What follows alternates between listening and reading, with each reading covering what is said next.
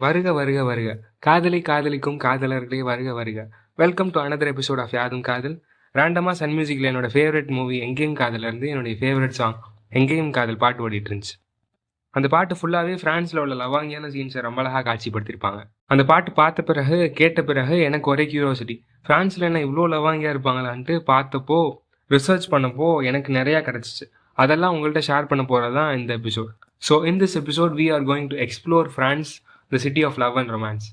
First of all, French பீப்புள்ஸோடைய love வந்து ரொம்ப காம்ப்ளெக்ஸ். அவங்க சொல்கிற ஃபிலாசபியெல்லாம் மனிதன் பட டைலாக் மாதிரி பாதி புரியுது பாதி புரியல. They don't look for physical attraction, இதுதான் ஃபர்ஸ்ட் ஒன். ரெண்டாவது, they don't look for financial status, அந்த மாதிரியான எந்த விதமான தகுதிகளும் இல்லை. அவங்க டிமாண்ட் பண்ணுறது எல்லாமே the deep intellectual connection between two souls. தாமரைக்கா ரொம்ப அழகாக எழுதியிருப்பாங்க, இரு உயிரில் ஓர் உயிர் இருக்க இது முயன்று பார்த்திடுமே. முடிஞ்சு மக்களே, அவ்வளோதான். They need soul connection between two souls. அடுத்தது வந்து லவ்ல இன்ட்ரெஸ்டிங்கான விஷயம் என்னன்னா, நிறைய கேள்விகளுக்கு பதிலே கிடைக்காது. விடிவி கார்த்திக் சொல்கிறாப்புல தான், உலகத்தில் எவ்வளோ பொண்ணுங்க இருந்தும் நான் ஏன் ஜெஸ்ஸியை லவ் பண்ணேன் சார் அப்படின்ற மாதிரி கொஸ்டின்ஸ்க்குலாம் ஆன்சர் கிடைக்கவே கிடைக்காது. இந்த ஃபேக்டர் பற்றி ஃப்ரெண்ட்ஸ் பீப்புள் என்ன சொல்கிறாங்கன்னா, இதுதான் லவ்க்கான எக்ஸைட்மெண்ட்டை கொடுக்கும்னு சொல்கிறாங்க. நெக்ஸ்ட் என்னன்னா, freedom of expressing love in public. There is a particular law called PDA, public displays of affection is allowed in France. Like the people can make love in public. இது வைடாக இருக்கிறது France தான் நினைக்கிறேன். எங்கேயும் காதல் பாட்டோட வாண்டேஜஸே இதுக்கான அடையாளம். அடுத்தது டேட்டிங். இது மாடர்ன் டேஸில் வந்ததல்ல மக்களே, ஓல்டன் டேஸ்லேருந்தே இது இருந்திருக்கான். இது என்னன்னா, அவங்க ரஷ்ஷே பண்ண மாட்டாங்க. ஒருத்தவங்களோட பேசி பழகி புரிஞ்சு தெரிஞ்சு அதுக்கு பிறகு தான் சீரியஸ் ஸ்டெப்ஸ்குள்ளே போவாங்களாம். அதுக்கான ப்ராசஸ் தான் இந்த dating culture. And interesting fact என்னன்னா, French people love to talk. இன்னொன்று ஃபன்னி தியரி என்னன்னா, ஷீ ஹேஸ் த பவர் அப்படின்ற மாதிரி தியரி இருக்குது. அதாவது ஒரு டேட்டிங்லேயோ பொண்ணுங்களுக்கு தான் பவர் ஜாஸ்தி இருக்கும், பசங்க ஆமாம் சாமி சொல்லிட்டு இருக்கணும் அப்படின்ற மாதிரி ஒரு தியரி இருக்குது. It can be either yes or no, they will decide, the girls will decide. பசங்க வெயிட் பண்ணுவாங்க, லவ் பண்ணுவாங்க. பசங்களுக்கு தெரிஞ்சதெல்லாம் லவ் பண்ணுவாங்க, ஆனால் அது உண்மையாக இருக்கும். அடுத்தது ஒரு ஹோல்சமான ஃபேக்ட் என்னன்னா, அந்த ஊர் தாத்தா பாட்டி கூட அவ்வளோ ரொமான்டிக்காக இருப்பாங்க. Plus they will provide space, the romantic setup for the வருங்கால தம்பதிகள். இன்னும் சொல்லணும்னா, even a stranger in France will help out a couple. அவங்கள பொறுத்த வரைக்கும் கப்புள்ன்றது லவ்ன்றது ரொம்ப க்ளோரியஸான ஒரு விஷயமா பார்க்குறாங்க. நம்ம ஊர்லலாம் பொறாமையில் தெரிஞ்சிட்டு இருக்காங்க. இந்த நிலைமை மாறணும் மக்கள். அடுத்ததாக, சைஸாக கேமராவை பற்றி படித்தப்போ ரொமான்ஸ் லவ் லாங்குவேஜில் அவங்க ஜீன்லேயே இருக்கான். அப்படி என்னென்ன லவ் லாங்குவேஜ்லாம் இருக்குன்னு படித்தப்போ, ஃபர்ஸ்ட் ஒன் வந்து வாக்கிங். எல்லா இங்கிலீஷ் படத்துலையும் சரி, எல்லா ஃப்ரெண்ட்ஸ் படத்துலையும் சரி, ஹீரோ ஹீரோயின் நைட் வாக் பண்ணுற மாதிரி சீன் இல்லாமல் இருக்கவே இருக்காது. அதுவும் இல்லாமல் ஜாகிரபிக்கலாகவே அது ரொம்ப ரொமான்டிக் செட்டப்பில் இருக்கும். நீங்கள் சும்மா நடந்து போனாலே அது ரொமான்டிக் மூடு கிரியேட் பண்ணி நான் நினைக்கிறேன். அடுத்தது மீட்டப். அவங்க பிளான் பண்ணி மீட் பண்ணுறது ஒரு ட்ரைட்னு சொல்கிறாங்க.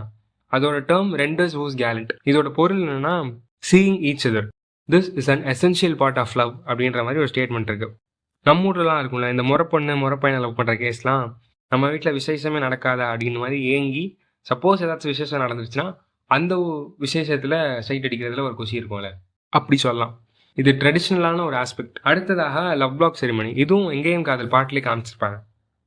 அப்படின்னா நம்ம ஊரில் ஃப்ளேம்ஸ்லாம் இருக்குல்ல, அந்த மாதிரி அவங்க ஊரில் love block ceremony. That is out of a notion of love. அதாவது ஒரு பையன் ஒரு பொண்ணு அஃபீஷியலாக எந்த இதுவுமே இல்லாமல் தன்னுடைய ஆசைக்காக, தன்னுடைய லவ்வை எப்படி எக்ஸ்பிரஸ் பண்ணுறதுன்னு தெரியாததுக்காக இந்த மாதிரி ஒரு விஷயத்த பண்ணுறாங்க. என்னையா இவங்க இவ்வளோ ரொமான்டிக்காக இருக்காங்களேன்ட்டு இவங்களோட படைப்புகளை ஒரு விசிட் போட்டப்போ, அது அதுக்கு மேலே.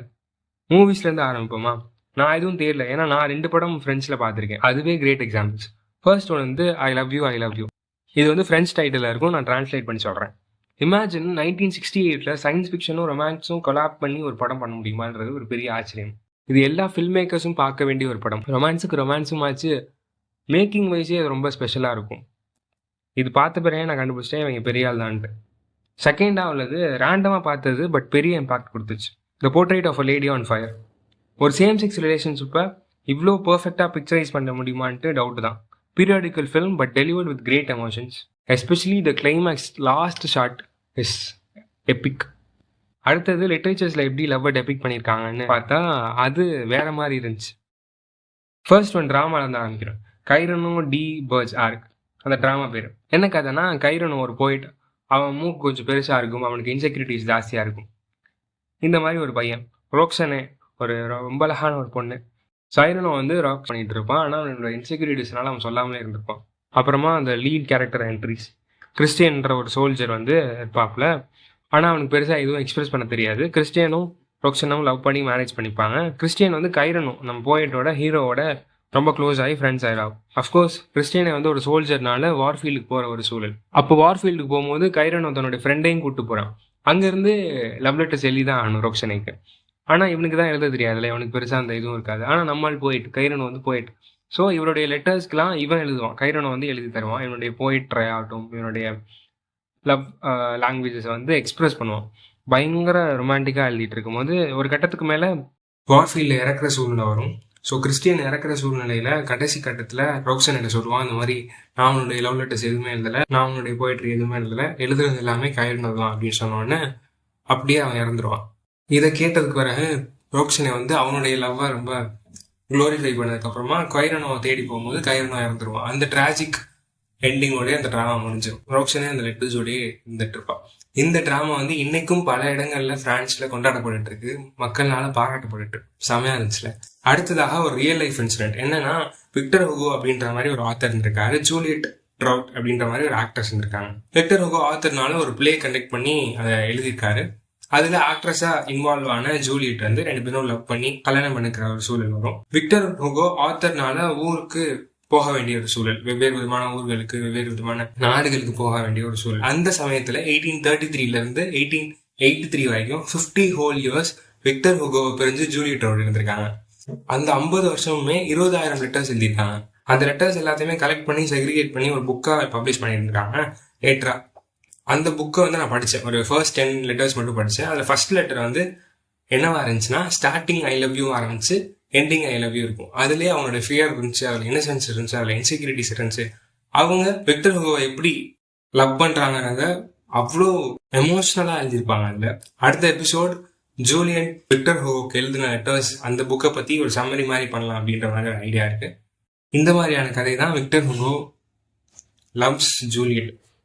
இப்படிலாம் படித்த பிறகு நானே ஒத்துக்கிறேன் மக்களே, France is a city of love and romance. மீண்டும் ஒரு காதலோடு உங்களிடம் வந்து சந்திக்கிறேன். இப்படிக்கு காதலிக்கும் காதலன். பாய் மக்களே.